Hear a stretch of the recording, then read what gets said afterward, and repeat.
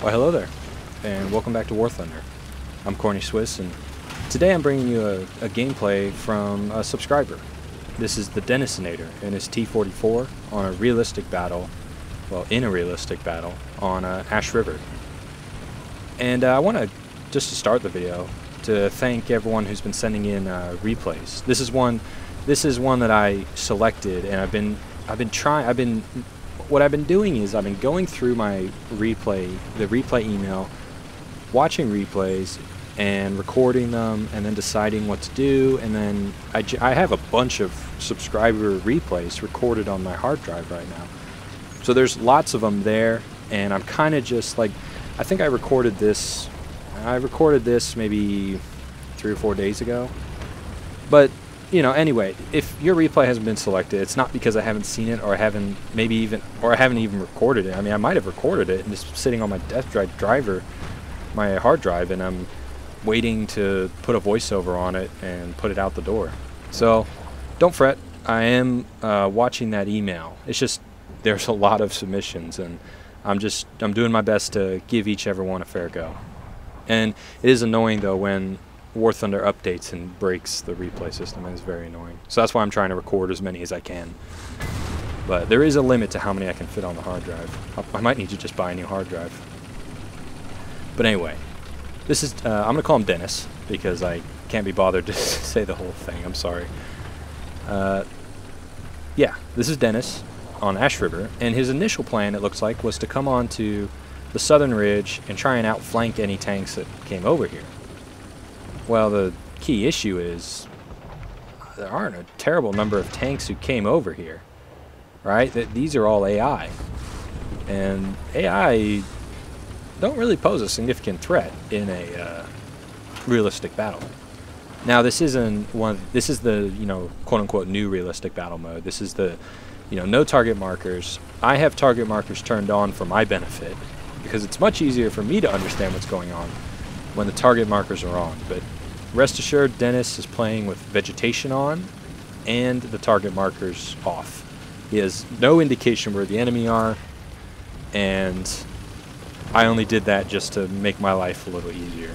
In future videos I might turn it off, but just while I'm getting used to this format, I think I'll leave them on. So what's happened? In the northern part of the map, his team have aggressively taken the cap, but it's under attack from the enemy, who are now recapping. So Dennis is coming off the southern ridge, like he probably should, because there are clearly enemy tanks in the northern part of the map and none on the southern part of the map. And the T-44 is certainly a quick machine that can shift on the battlefield very quickly. Checking the spawn, there's no one there, and he's going to come around the corner to this friendly little AAA, who's going to receive some very nasty, very unwanted tank shells to the rear. Notice how he uses his machine gun to actually kill 2 of the crew members, and then knocks the flak truck out with a second shell. Now you can note we have the benefit of seeing the marker, so I see a Tiger H1 over there, and I see a few other things. There's a King Tiger over there. There's some other tanks down here. There's tanks all in front of him. He hasn't spotted any yet, but he will. And this game really highlights how potent this tank can be, especially when it can sneak around like this. In the absolute realistic game mode, it's very easy for low profile, quick machines to show up in really unexpected places, but also get into some unexpected trouble every once and again, or now and again. Comes up behind this Ferdinand. Now, T-44 can certainly kill the Ferdinand, but from behind it might be a little bit difficult. He's gonna stop, aim the shot, puts it right in, and there's his second kill. Nice kill onto the Ferdinand. And we can see the target markers slowly popping up, but holy shit. Oh, that guy just got killed, but there are 3 enemy tanks down here. He sees the Tiger H. He's the most dangerous tank. Puts a shot into him. He's dead. Now we have a Tiger and a Panther off A. His first shell, he's debating between shooting the Tiger and the Panther. I like the idea of shooting the Tiger, and I believe that Tiger actually was damaged by that shell, because he then shifts his fire to the Panther A. Oh, excuse me. And knocks him out. And now he's just waiting to reload, to put another shell into the Tiger. And there we go. 2 very nice little kills there. And oh, what's this? It's another tank who he can see through the fog, but he's knocked out. Okay, so that's the rest of his team is now converging on the cap circle. So he turns around, and we have the benefit of the dots, so we can actually see to his right, he takes a hit from a Panther. Well, that's unfortunate. It's a Panther G, too. Panther Gs are tough. And he actually lost his horizontal drive there, so he's just aggressively shoving his face into the enemy's face, puts a shell through his front, and he's actually wedged the lower part of his tank under the Panther. This is actually effective strategy for the T-44, and I don't think it's that cheesy. It's a low-profile machine that can wedge itself under the taller machine like the Panther. I mean, ideally, the Panther isn't engaging at this range. The Panther would want to be a little farther away. But he is just sitting under this Panther. The Panther's on fire. He's completely stuffed. He's just picked him up. His gun can't ever get down. There we go. He knocks him out. He does have this awkward problem of trying to get out from under this Panther. It's proving very difficult. But the Panther kindly respawns in a different tank here and will allow Dennis to extract himself from this predicament. So it would be unfortunate if he just sat there all game. And he is repairing, too, to repair his horizontal drive. The flak truck drove by him, so that's not a big deal. Alright, so the team hold the cap. And he's coming around to check this side of the corner because we did see that flak truck run over here. And lo and behold, there he is. Gets back at it on the machine gun, trying to kill the crew. The most effective way to knock out these things with very little armor is to just kill the crew. There you go. Just put a shell clean through the... Oh, someone just shot him. Oh, it's this guy. Looks like a different Panther G, but if it worked once, it'll probably work again. He's just picking this guy up. And, thanks to the new angle of attack, he can actually fire his gun into the lower part of the tank, or he's just firing APCR into the... well, I mean, the awkward part is that his gun is actually inside the enemy tank. So I guess that automatically counts as a penetration.